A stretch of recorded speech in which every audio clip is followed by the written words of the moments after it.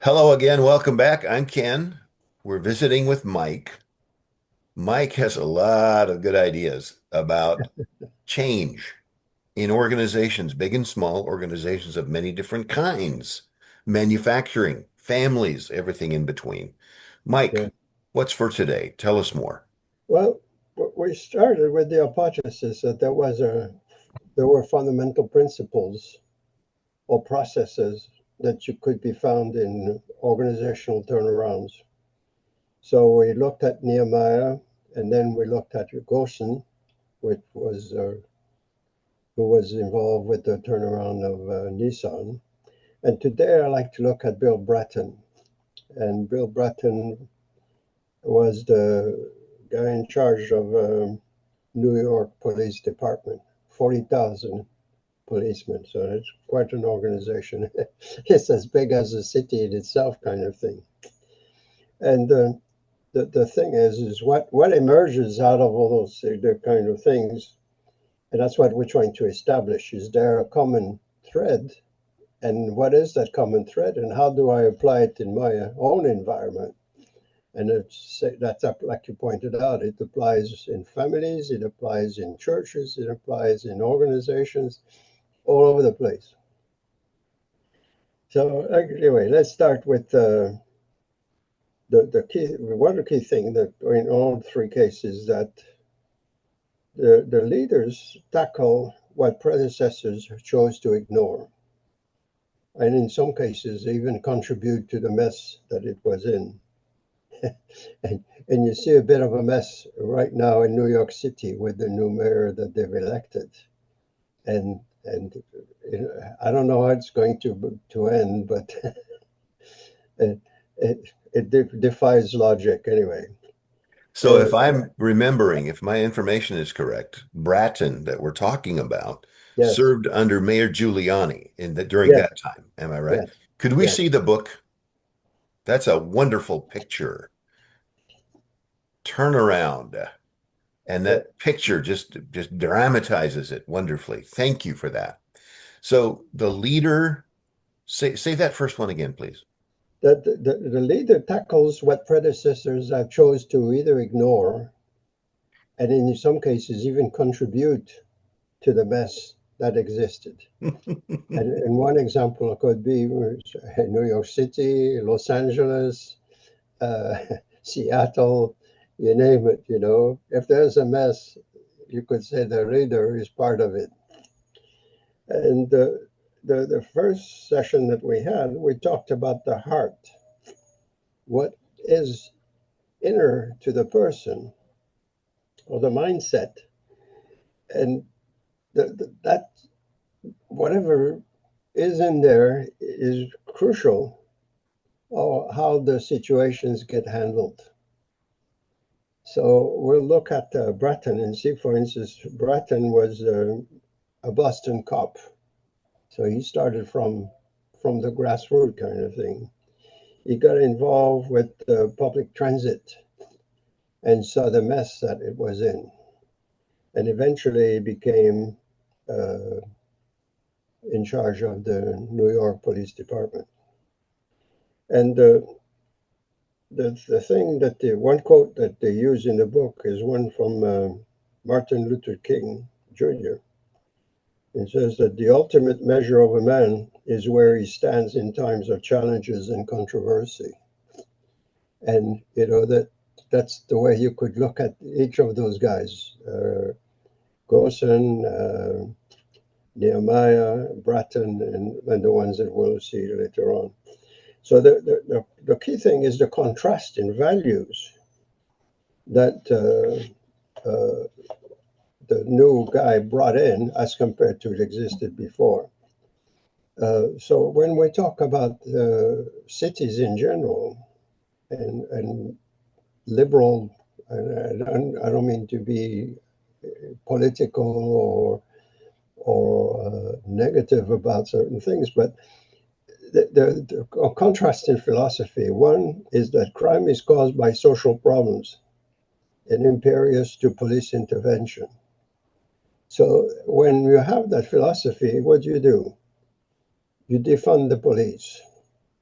You change the law so that if you steal for less than $1,000, you won't be prosecuted. If you're uh, involved in a crime, you don't have to post a bond anymore. You can see very quickly how those kinds of things can foster the kind of behavior that people have. And the contrast is made with both Giuliani and Bratton, is they had a totally different attitude about crime. Police is going to tackle crime, the small as well as the big, and we're not going to ignore things. So, from a goal point of view, Giuliani was elected to improve the quality of life in New York City. Because when you have crime that's rampant, guess what? Nobody feels safe. You don't take the public transportation. Yeah, there's all kinds of things that follow from that. So the the philosophy that Bratton had is also illustrated by an experiment that was made at Stanford University. It's called broken windows. And the whole idea was that they put two cars in two similar neighborhoods. And one car, they opened the hood and broke a window. And the other one, they left the car untouched. And then it came back a few days later, and guess what? The one that had the hood open up and the broken window was furthermore, I don't know, destroyed, I guess you could say. Uh, and the one that was left untouched was also left untouched. So they said, okay, let's do the same thing to the one that's untouched. Let's open the hood and break a window, and we'll see what happens. And guess what? A few days later, same thing happened. Further deterioration on the state of the car. So the point is that small items set the tone for the environment and foster a certain behavior. If you can do this, well, we can push it one step further and see what happens, and nothing. Oh, well, let's do it again. And you see that I saw that in the news the other day that what was it? A whole bunch of kids went into a store, threw candies around, the pop around, and did a job on the facility. And the point is nothing will happen. Or even at the University of Washington, I saw that they made $1 million worth of damages in demonstration, and none of them will be prosecuted for the damages that were done. So, because supposedly there was no fingerprints and there were no cameras, therefore we can't prove anything, therefore we can prosecute them. So it's the broken window facility philosophy says that if you want to reduce major crime, you also have to tackle the petty stuff. So graffitis, not paying the fare on the public transportation, etc., etc. All of those kinds of things are going to be tackled now because it's not acceptable. So you see that the external environment really sets the tone or the challenge that Bratton had when he got into the job because his philosophy was diametrically different from the liberal, what I would call the liberal point of view. So I'm not preaching one versus the other. I'm just saying if you have principles, you have to apply them. And depending on what you choose, that's what you'll reap. What's to say? What you sow is what you reap. That's essentially what it comes down to. So it's not necessarily about ideology, it's about mindset and what you Yes, choose. Your mindset will result in, will exactly. achieve results. Exactly. The values that you have deeply inside, because it has to be the driving force of the decisions, the choice of decisions that you make. You've got graffiti. What do you do? Do you prosecute those guys or don't you? And That's fundamental. And if you tackle the little ones, the big ones also will be affected. So that's one thing. So when you look at the environment, you see an external kind of conditions that foster the kind of behavior that you don't want, or hopefully you don't want. The second thing that to look at is internally within the organization. There were quite differences in terms of philosophy. One of the things that the Bratton did is to survey the rank and files. What he did is he chose 300 policemen out of the 40,000 to do a survey. And what they found was is that what the officers considered most important was totally different from the things that the department that they were working for wanted. So, in other words, or the things that they list, for instance, there is to write summons, hold down over time, stay out of trouble, clear the backlog on radio runs, report police corruption. None of those things have to do with really the crime situation. It has to do with keep your nose clean and let's not create any problem. Let's not be subject to scrutiny. What the policemen, the officers felt was important is to reduce crime, disorder, and fear, make gun arrests, provide service to people who request them. So you arrest drug dealers. So you see the contrast that there is between what the establishment or within the department or within the police organization is versus what the policemen want to do. They want to do their job. And what Bratton was able to do is to, by having that survey, bring all that stuff to the surface. Now, you could say, why did he do that? Didn't he know? Most probably he knew what he would find because he was a savvy uh, manager, a savvy policeman before he got the job, and he had seen it from the inside. So why if you already know, why do you ask? And you ask is you force the people to verbalize what the situation is. You make it visible. They own it as compared to you coming in and say, I'm going to do this.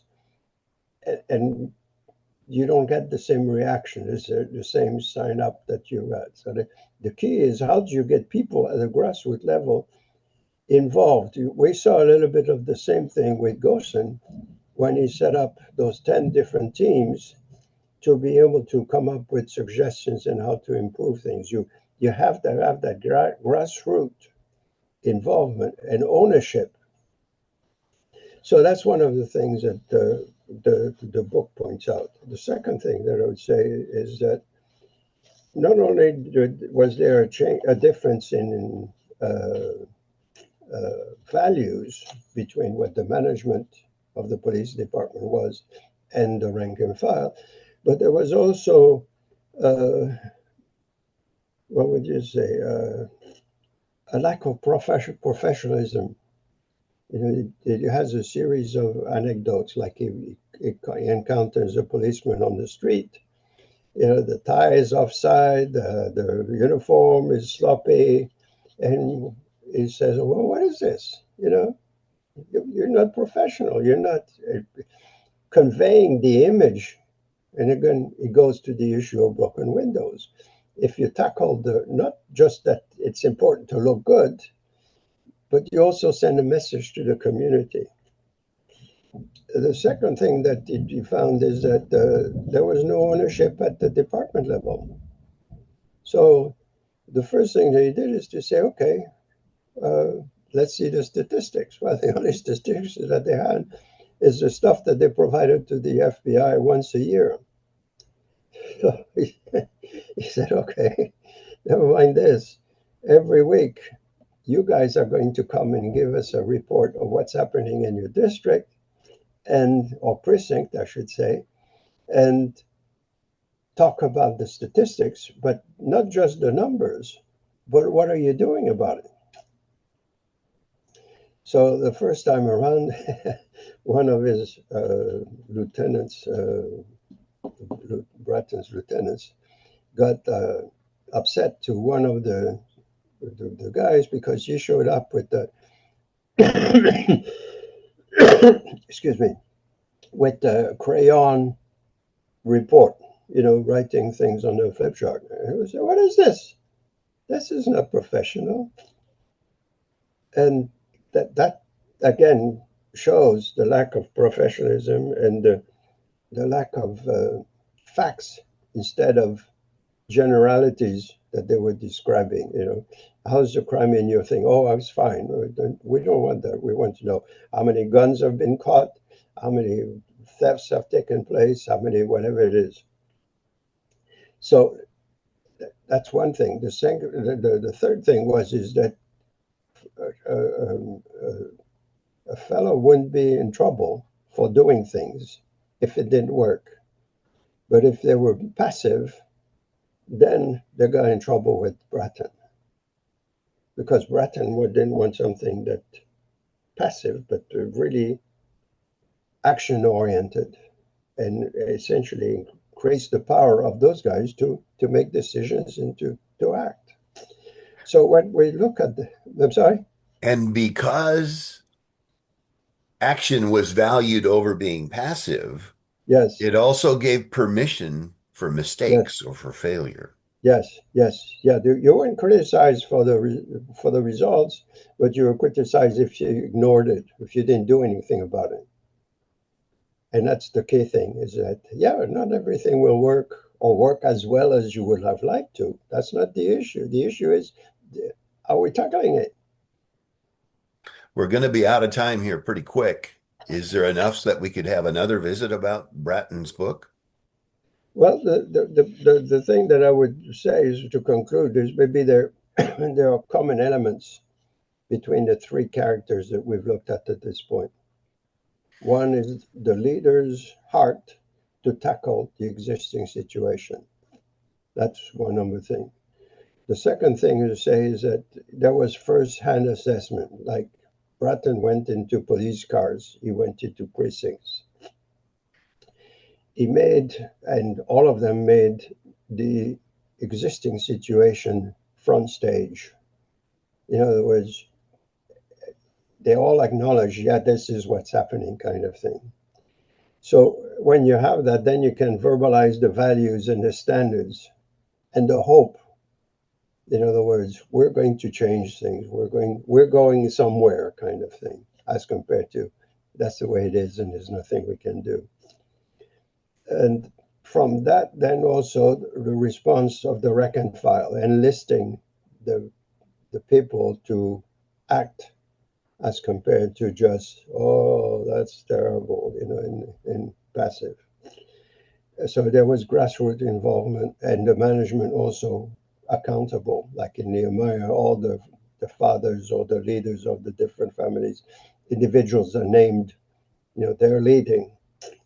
Uh, Stressing the issue of metrics, you know, Goshen and Bratton very specific and say, you've got to tell us what's happening, not generalities, very specific metrics, accountability, in other words, what's happening and making it visible, so that every week when they had the report, everybody would hear and see, and everybody was out there standing in front of their peers, taking account for what's happening in their area. And the last thing would be recognition of performance. And the third thing would be values. All three of them had high standards, standards that were deviating from the existing situation. They had personal involvement and engagement. So they weren't just in the office saying, do this and do that. They were really like Bratton down with the cop car, driving in a car, and, different kinds of things like that. And the third thing would come of values transparencies, making things visible. And how do you make that visible? As you put the spotlight, you bring it to the fore, And that's key. And we find that in all three of those guys. So there are common elements, even though all three of them are totally different. The police department is different from making cars and is different from rebuilding a wall. And yet all three had similar kinds of things. And then we'll, with the next few guys, we'll further reinforce that by reviewing different situations and achieving fantastic results. Let me back up, if I could, a thought. Sure. Bratton rode in the police cars. He got firsthand information. Yes. Another kind of firsthand information, he asked police, rank and file, to come up with a survey. And Yes. not only did that give him firsthand information, the responses in the survey, it Yes. created buy-in or Yes. ownership. Yes. So Absolutely. so it was theirs. And Yes. I think that's very important. And like you say, there's common threads between that aspect and Nissan and Yes. the rebuilding of the wall, Yeah. all of it. Thank you very much, Mike. I look forward to our next visit. Anything else? No, no. The only thing I would say is that from my own consulting business, one of the first things that we would do when we go somewhere is have an offsite with the senior executive and his staff. And one of the first things we would do, we'll probably spend 2, 3 hours, is to talk about what are the impediments. In other words, we're trying to get somewhere, and what's stopping us from getting there. And there again, that forced the issue of forced the individuals to acknowledge not what we said was the issue, but what they said were the issues. Yeah. And then we would follow that once we've made the list of all the impediments. What are we going to do about it? So we would have action plans. Who's going to do it? What actions are they going to take? And when is it going to be taken care of? And we wouldn't have something that would be a year from now or whatever, all of that at the short term horizon, so that we had milestones in each of those action plans Hmm. so that it was trackable and say, are we making any progress or not? And so we essentially followed the same blueprint. I realized after I started reading those things and I started teaching that guess what? What we're doing was very similar to what those guys did. Excellent. Thank you so much, Mike, for sharing the excellent experience and the real world examples of what we're talking about here. Another Yeah, visit. Look forward to that. very good.